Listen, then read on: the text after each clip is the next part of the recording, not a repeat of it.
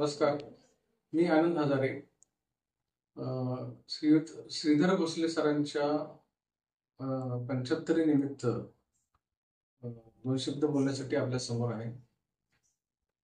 सर्वप्रथम मी श्रीयुत भोसले सरांना त्यांच्या 75व्या वाढदिवसानिमित्त हार्दिक शुभेच्छा देतो. तसेच इथून पुढचं आयुष्य त्यांना निरोगी लाभो ही ईश्वरचरणी प्रार्थना करतो. आणि सरांबद्दलचे दोन अनुभव म्हणा किंवा दोन किस्से हे आपल्यासमोर सांगतो. तर पहिला किस्सा आहे शालेय जीवनातला. मी इयत्ता 9वी-10वी मध्ये असतानाचा किस्सा आहे. सर आम्हाला बीजगणित हा विषय शिकवायचे. तसा आम्हाला बीजगणित खूप अवघड जायचा, समजायला किंवा ह्याला अवघड जायचा विषय.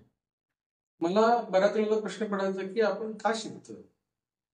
त्यामुळं बीजगणित शिकण्यामध्ये सुद्धा मला खूप असा काही इंटरेस्ट नव्हता.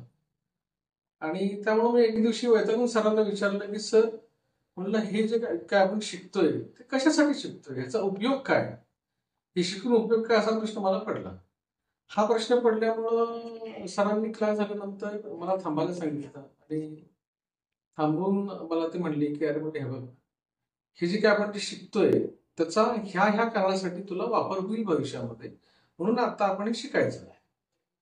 मग जे काही मी शिकतोय बीजगणितामधलं त्याचा नेमका वापर कसा होतो किंवा कसा करायचा हे सांगितल्यामुळे मला शिकण्यामध्ये इंटरेस्ट निर्माण झाला. त्याच्यानंतर पुढच्या येणाऱ्या काळामध्ये मी जे काही शिकलो त्याचा वापर कसा करायचा, म्हणजेच ऍप्लिकेशन ऑफ नॉलेज कसं करायचं, हे सरांनी मला त्यावेळेला शिकवल्यामुळं मी माझ्या पुढच्या आयुष्यामध्ये जे काही शिक्षण घेतलं त्या नॉलेजचा मी म्हणजे ऍप्लिकेशन ऑफ नॉलेज हे मी करायला शिकलो. ते केवळ भोसले सरांमुळे.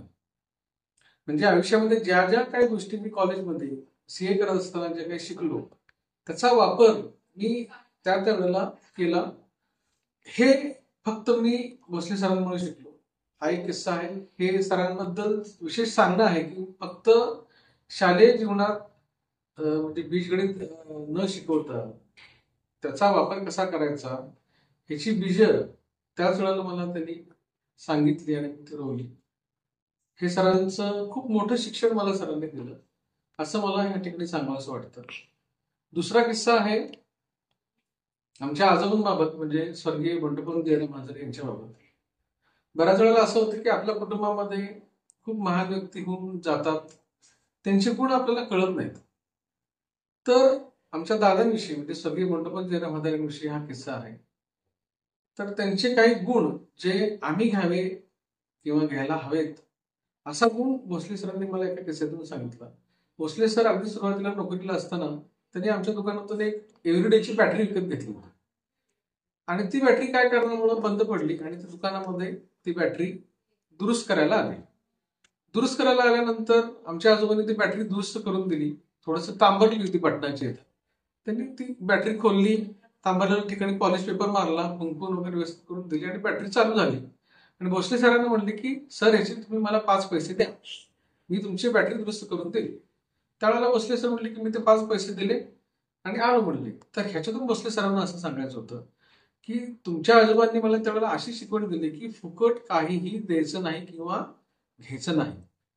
प्रत्येक गोष्टीला किंमत असते, प्रत्येक गोष्टीला मूल्य असतं. हे त्यावेळेला भोसले सरांना आमच्या आजोबांनी शिकवलं आणि हा किस्सा आम्हाला भोसले सरांनी सांगितला की तुमच्या आजोबांकडे हा गुण होता की जो तुम्ही घ्यायला पाहिजे. म्हणून भोसले सरांचे ह्या 2 गोष्टींमुळे आमच्यावरती म्हणजे खूप उपकार म्हणा किंवा त्यांची शिकवण आहे. आणि भोसले सरांच्या अमृत महोत्सवानिमित्त मी त्यांना पुनश्च निरोगी आयुष्याची प्रार्थना श्री विठ्ठल रुक्मिणी चरणी करतो आणि आपल्याला रजा देतो. धन्यवाद.